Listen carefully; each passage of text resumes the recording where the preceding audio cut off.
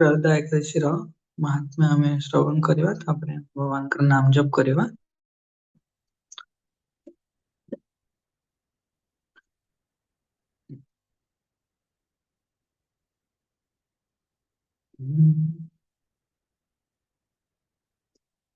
हरे कृष्ण।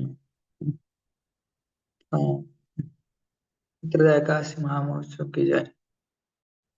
युधिष्ठिर महाराज कहले, हे कृष्ण, पौष मासर शुक्ल पक्ष एकादशी नाम कौन, विधि मध्य कौन, केउ देवता ए दिन में पूजित हुअन्ति एवं आपण कहा प्रति संतुष्ट होई उक्त व्रत फल प्रदान करथिले, कृपा पूर्वक विस्तारित भाव में आम निकट वर्णना करंतु। श्री कृष्ण कहले, हे महाराज, यही एकादशी पुत्रदा नाम प्रसिद्ध। पूर्व एकादशी विधि अनुसार यह पालनीय। यह सर्व पाप विनाशिनी, कामदा और सिद्धिदाता नारायण यार अधिष्ठातृ देवता। सचराचर त्रिलोक मध्य यह सम व्रत नाही। यही व्रतकारी को नारायण विद्वान और यशस्वी करिथांती। भद्रावतीपुर पुरा काल सुकेतुमान नामक एक अपुत्रिक अर्थात निसंतान राजा थिले। तांकर राणी का नाम थिला चंपका। राजदंपति उभय बेश सुखरे काल अतिबाहित करुथिले। वंश रक्षा हेतु बहुदिन पर्यंत धर्म क्रियादि अनुष्ठान करी मध्य जेतेबेले विफल मनोरथ हेले,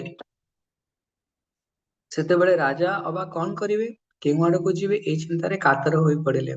राजांकर पूर्वपुरुषगण तत्कर्तृक प्रदत्त करुष्ण जल अति दुखर सहित ग्रहण कले, कारण से माने चिंता करुथिले एंकर मृत्यु पर जल पिंड पाइबार आशा नाही।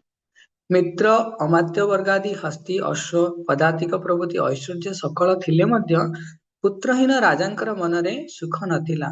से भावुचांती अपुत्रिक जन्म वृथा और गृह शून्य।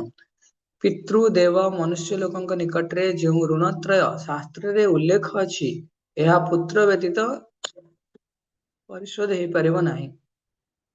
सेतिपाई मनुष्य मात्रे ही पुत्र उत्पादन रे सचेष्ट। पुत्रवान लोक अर्थात व्यक्ति रे जगत रे जस लाभ एवं उत्तम गति प्राप्त हुए एवं सेमानंकर गृह रे आयुष आरोग्य संपत्ति प्रभृति विद्यमान थाए।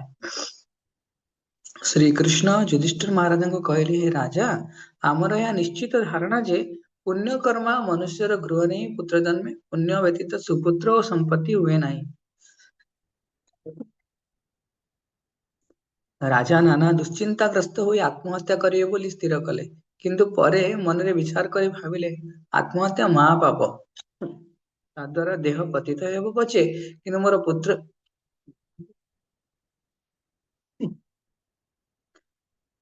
पुत्रहीनता और दूरीभूत हेब नाही। यहाँ परे दिने अश्व आरोहण राजा निबिड़ मन मध्य को गमन कले। मृग पक्षी आदि वास करथिबा मृग पक्षी आदि वास करुवा गभीर वन मध्य प्राकृतिक शोभा दर्शन करने को लगिले। केउठारे तो बर अश्वत्थ बेल ताल तमाल प्रभृति वृक्षराजी, केउठारे हस्तिनी समूह बेष्टित हस्तियुत दर्शन करी राजा सुई हस्तिगणक कथा चिंता करने को लगिले। एहीपरि भावरे वन भ्रमण करी करी मध्याह्न समय उपस्थित हैला। सेतेबेले से क्षुधा तृष्णारे अतिशय कातर हेले। इतस्तत चतुर्दिगरे जलादिर संधान करी मध्य जेतेबेले से किछि मिलिला नाही तांको, सेतेबेले चिंता करुथिले, मु एपरि किछि दुष्कर्म करिअछि जा फଳରେ ए प्रकार कष्ट पाउछि। मु पूजा यज्ञ आदि द्वारा देवगण ब्राह्मण गण को संतुष्ट करिछि एवं प्रजागण को पुत्रवत पालन करि आसिछि। एहीपरि अवस्था कौन पई एही निदारण दुख भोग करुछि। एहीपरि चिंताग्रस्त होई आउ किछि दूर अग्रसर होई राजा निजर पुण्य प्रभाव रे कारंडव हंस विशेष चक्रवाक प्रसिद्ध पक्षी राजहंस और मगर बहुविध मत्स्यादि परिपूर्ण गोटे अति उत्तम सरोवर तार निकट रे मुनिगणकर बहुत आश्रम दर्शन कले। यापरे राजा अश्वरु अवतरण पूर्वक सरोवर तीर रे वेद पाठरत मुनि वृंदकर चरण रे दंडवत प्रणाम अर्पण कले। कृतांजलि पुटरे पुनः पुनः दंडवत राजा को मुनिगण जिज्ञासा कले, हे महाराज, आमे माने आपनक प्रति प्रसन्न होई अछु, आपनकर प्रार्थना कौन कहंतु। राजा कहले, आपण माने किए, केउंथि पई एठारे समवेत होइछंती। राजा विस्तारित भावरे विस्तारित भावरे कृपा पूर्वक वर्णना करंतु। मुनिगण कहले हे महाराज आमे माने विश्वदेव नामक प्रसिद्ध स्नानार्थ ଏହି ସରୋବରକୁ ଆଗମନ କରିଅଛୁ। ଆଜିଠାରୁ 5 ଦିନ ପରେ ମାଘ ମାସ ଆରମ୍ଭ ହେବ। ଆଜି ପୁତ୍ରଦା କାମକ ଏହି ଏକାଦଶୀ ତିଥି ମନୁଷ୍ୟ ଗଣକୁ ପୁତ୍ରଦାନ କରେ ବୋଲି ଏହା ନାମ ପୁତ୍ରଦା। ଏହା ଶୁଣି ରାଜା କହିଲେ ହେ ମୁନିବୃନ୍ଦ ମୁଁ ଅପୁତ୍ରିକ ପୁତ୍ର କାମନାରେ ଅଧୀର ହୋଇ ପଡିଛି। ଏହି ମୁହୂର୍ତ୍ତରେ ଆପଣମାନଙ୍କର ଦର୍ଶନରେ ମୋ ହୃଦୟରେ ଆଶା ସଞ୍ଚାର ହେଉଅଛି। ମୁଁ ଏ ଦୁର୍ଭାଗ୍ୟ ପୁତ୍ରହୀନ ପ୍ରତି କୃପା ପରବଶ ହୋଇ ଗୋଟିଏ ପୁତ୍ର ପ୍ରଦାନ କରନ୍ତୁ। ମୁନିଗଣ କହିଲେ ମହାରାଜ ଆଜି ହିଁ ସେ ପୁତ୍ରଦା ଏକାଦଶୀ ତିଥି ସୁତରାଂ ଏଇ କ୍ଷଣି ଆପଣ ଏ ବ୍ରତ ପାଳନ କରନ୍ତୁ। ତାହାପରେ ଆମମାନଙ୍କର ଅଭିଷେକ ଓ ଶ୍ରୀ କେଶବଙ୍କର ଅନୁଗ୍ରହରୁ ଆପଣଙ୍କର ପୁତ୍ର ଲାଭ ହେବ। ଶ୍ରୀକୃଷ୍ଣ କହିଲେ ଯୁଧିଷ୍ଠିର ମୁନିଗଣଙ୍କର ଏଇ କଥା ଶ୍ରବଣ କରି ଯଥା ବିଧାନରେ କେବଳ ଫଳମୂଳ ଆଦି ଗ୍ରହଣରେ ସେଇ ବ୍ରତ ଉଦ୍ଯାପନ କଲେ ଏବଂ ଦ୍ୱାଦଶୀ ଦିନ ଶସ୍ୟ ଆଦି ଦ୍ୱାରା ପାରଣ ପୂର୍ବକ ମୁନିବୃନ୍ଦଙ୍କୁ ପ୍ରଣାମ କରିକି ଗୃହ ପ୍ରତ୍ୟାବର୍ତ୍ତନ କଲେ। କିଛି ଦିନ ମଧ୍ୟରେ ରାଣୀ ଗର୍ଭଧାରଣ କଲେ। ପୁଣ୍ୟକର୍ମା ରାଜାଙ୍କର ଯଥା ସମୟରେ ଗୋଟେ ତେଜସ୍ୱୀ ପୁତ୍ର ଲାଭ ହେଲା। ହେ ମହାରାଜ ଏହି ବ୍ରତ ସମସ୍ତେ ପାଳନ କରିବା କର୍ତ୍ତବ୍ୟ। ଲୋକହିତ କାମନାରେ ତୁମ ନିକଟରେ ଏହା ବର୍ଣ୍ଣନା କଲେ।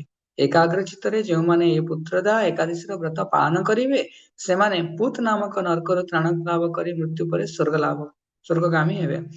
ଏହି ବ୍ରତ କଥା ପଠନ ଏବଂ ଶ୍ରବଣରେ ଅଗ୍ନିସ୍ତମ ଯଜ୍ଞର ଫଳ ବ୍ୟକ୍ତି ପ୍ରାପ୍ତ ହୋଇଥାଏ। अरे बोल श्री श्री पुत्रदा एकादशी महामहोत्सव की जय। श्रील प्रभुपाद की जय।